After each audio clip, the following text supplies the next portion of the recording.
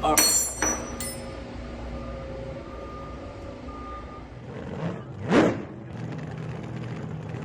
What is up, guys? Today we're back on the 65 Mustang and I'm assembling the entire rear end. Everything from the suspension to rear brakes, everything. It is going to be a drum brake setup currently because I have all the parts for it.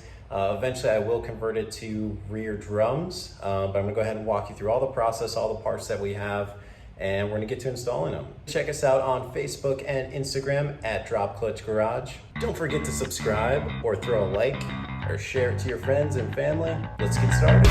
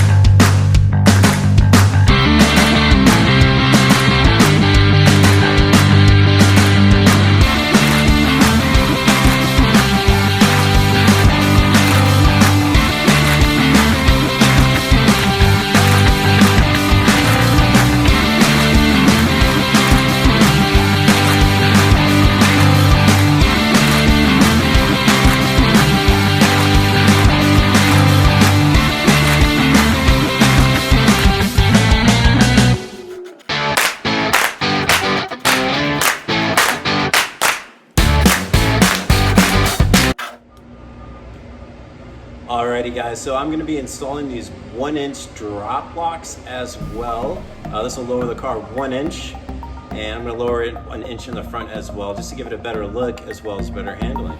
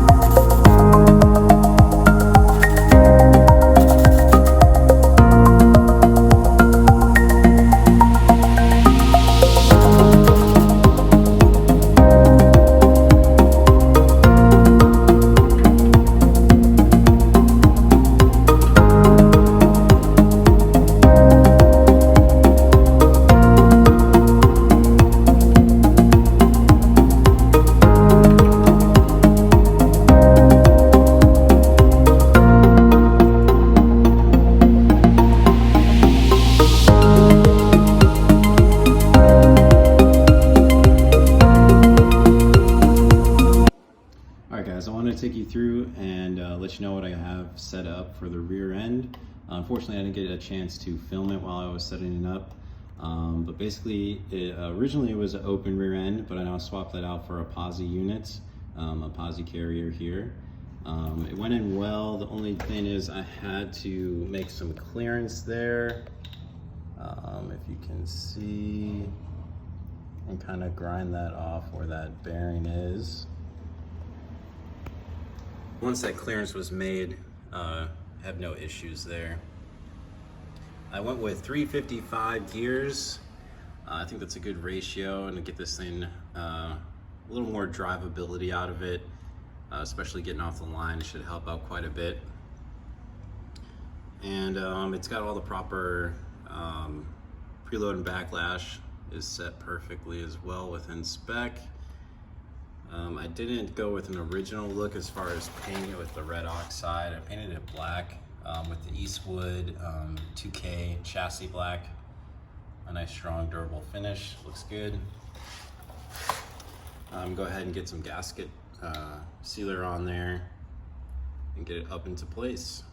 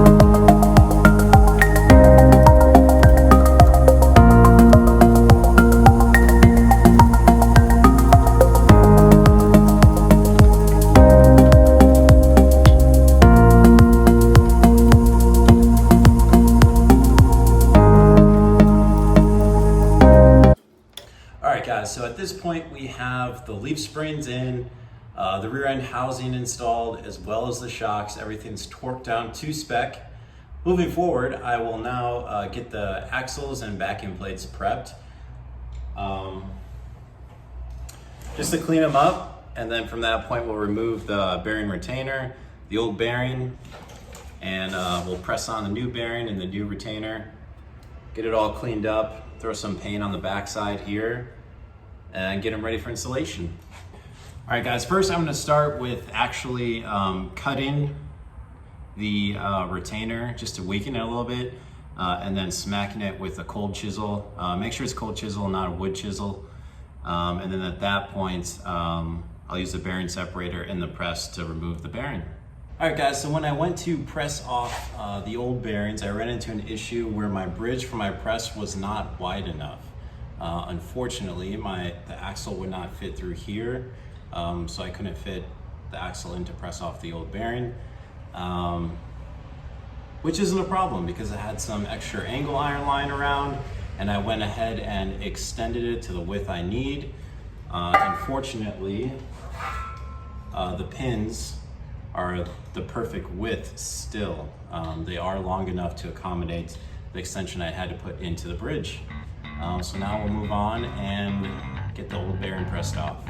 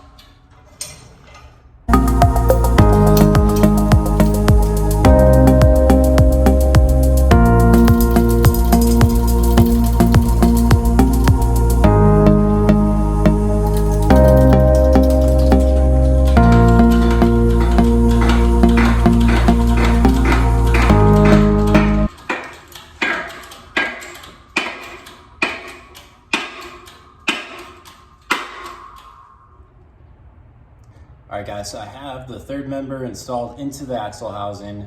Next, I'm gonna go ahead and put in the axle seals. These guys right here. There is a special tool that fits this perfectly in order for you to hammer it in. But if you have a socket the same size, it'll work just as well, as I'll show you. Here's the new seal. You can see that socket fits perfectly. And you're just gonna pound that in, make sure you're hitting it in as square as possible until it seats.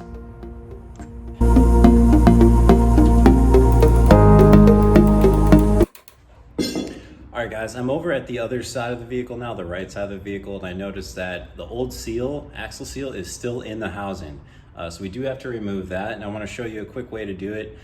Say if you don't have a slide hammer or a seal removal tool as such, you could actually use the axle, if you're careful, to pull out the old seal. So let me show you what that looks like.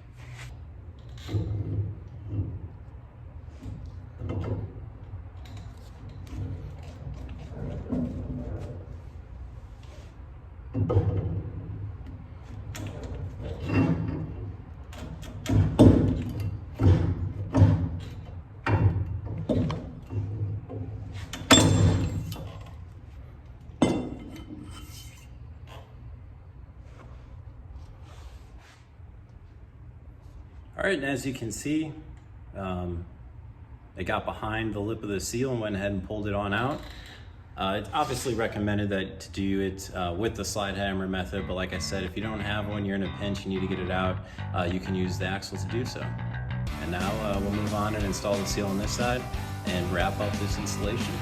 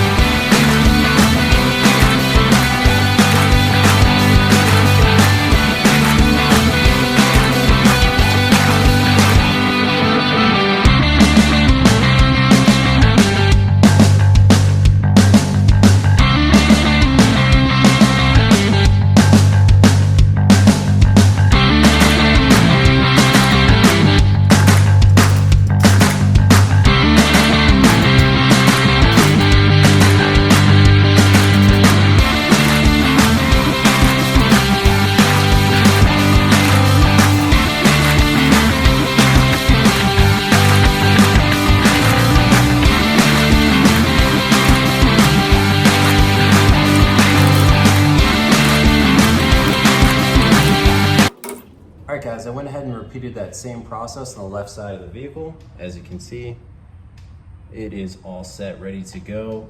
I do like to use a lot of gasket maker when it comes to these things in conjunction with the regular gaskets, just because, I mean, these parts are 55 years old. The surfaces aren't exactly perfectly machined as they once were originally.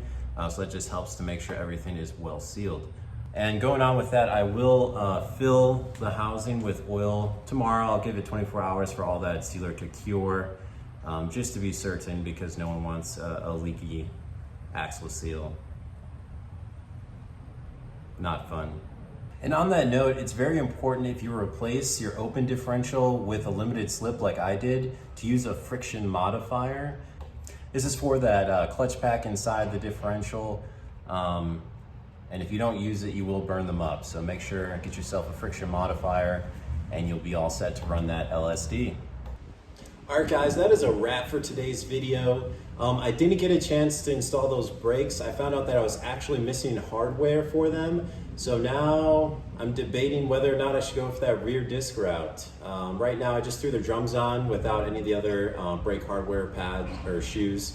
And I'm gonna go ahead and do some research and see if I can find a nice rear disc conversion kit. And if I do, I'll go ahead and throw that in the next video for you guys. So with all that being said, guys, thank you so much for watching.